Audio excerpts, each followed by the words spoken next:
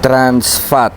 Yan ang tawag sa bumabara sa mga arteries natin sa katawan, na pag ito ay bumara, dalo yan ng dugo,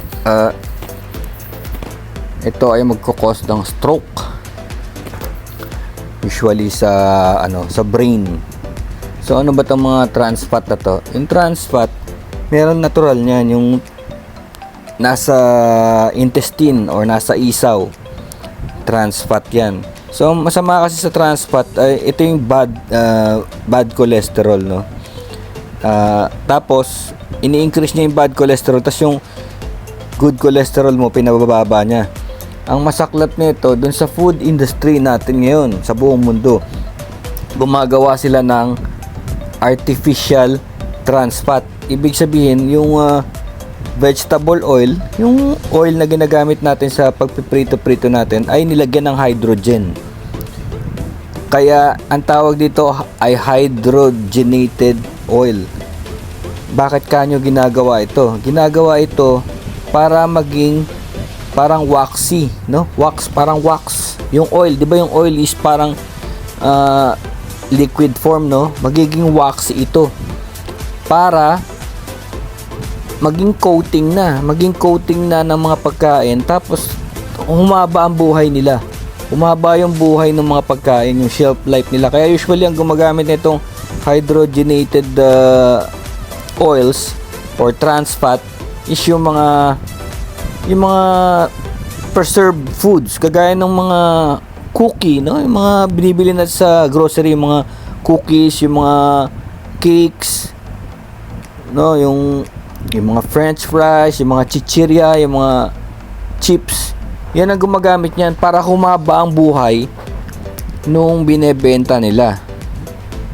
So yun ang masama sa trans fat. Kaya lang, dahil waxy nga siya, pagdating dun sa mga arteries natin, ganun din ang ginagawa niya, no? So usually ang meron yan is mga fast foods, no? Commercial baked goods such as cakes, cookies, and pies, shortening, microwave popcorns, frozen pizza. Nakita niyo yung pizza, no? Kaya maganda pa rin talaga yung fresh pizza. Rolls, french fries, fried chicken, no? Yung coffee creamer, yan, meron yan. Yung mga stick margarine, no? So yan ang kaya dapat ang titignan yung mga oils na gagamitin nyo ay yung unsaturated, no? Or polyunsaturated, para makatulong sa inyong katawan.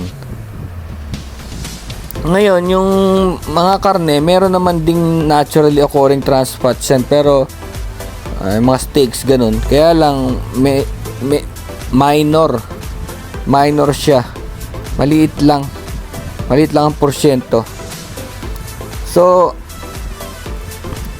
maganda talaga healthy living. Ngayon, kung paano nyo maayos yung health nyo is kailangan kumain kayo ng mga nutritious na pagkain. Usually is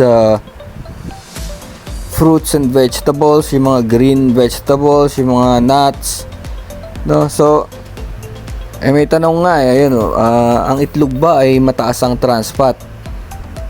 Well, ang itlog daw ay naturally free of trans fat. Yan, so free ang itlog. Healthy siya, kahit ma-cholesterol siya, hindi siya bad cholesterol. So pwede nating iugnay yung trans fat niya sa bad cholesterol, no? Alam naman nating ma-cholesterol yung itlog, pero sa recent study found out na good cholesterol to. About avocado, siguro narinig nyo rin na yung avocado ganun din. Ang sinasabi nila is may trans fat, no? Ma-cholesterol. Pero ang sabi naman nilang avocado is mono or unsaturated fat. So it's also good, no? Kasi usually sinasabi nila na ma-cholesterol. Yan, kaya kung nyo, basta tandaan nyo lang, ang mga maraming trans fat is margarine, fried foods, and baked goods like crackers, biscuits, and pies. Pwede ka namang kumain yan ng mga biscuit, pero siguro 3 biscuits a day, ganun lang. Ano daw ang pinaka-healthiest na langis na oil? So, olive oil pa rin. Olive oil pa rin ang pinaka-healthy sa lahat.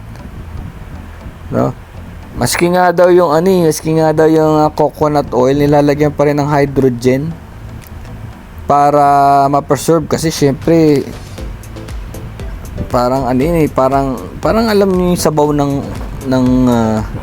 sabaw ng coconut, di ba?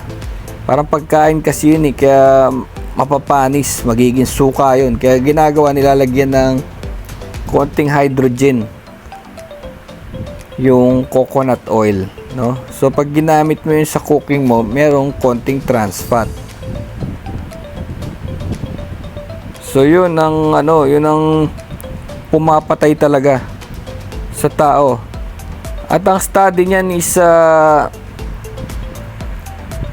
last year's study is 288,000 na katao ang namatay dahil sa stroke. Ganong karami. So they call it bad cholesterol. Oh, ito meron ditong lumabas yung coffee mate daw, powdered coffee mate. Sabi meron batong trans fat, kasi 'di ba sabi ganun yung creamer, 'di ba? Oh, ito ang nakalagay, little or no trans fat. Ayan. Little and no trans fat daw, kasi ang gamit daw nila ay palm and coconut oils.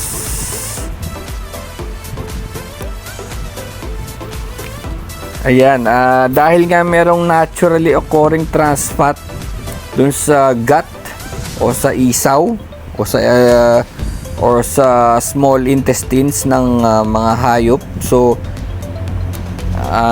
pag kumain ka ng mga milk and cheese and butter, napapasama yung konting trans fat. So may konting trans fat din pala yung mga yung mga gatas, cheese and butter, small amounts. Huwag lang nating paramihin, kasi nasa label naman yan eh. Pag bumibili kayo, nasa label yung trans fat content nya. Sana totoo, assuming totoo yung nakalagay, no? O ito, mayonnaise. Inisip nyo mayonnaise, no? It's alam niyo yung mayonnaise is parang lang yan eh, minix lang yun ng na fat yan eh. Pero nakalagay, trans fat was not found in mayonnaise. Wow! So ibig sabihin safe yung mga salads natin against trans fat, no? What is the worst food with high bad cholesterol? Oh, red meat, beef, pork, lamb, of course processed meat, baked goods.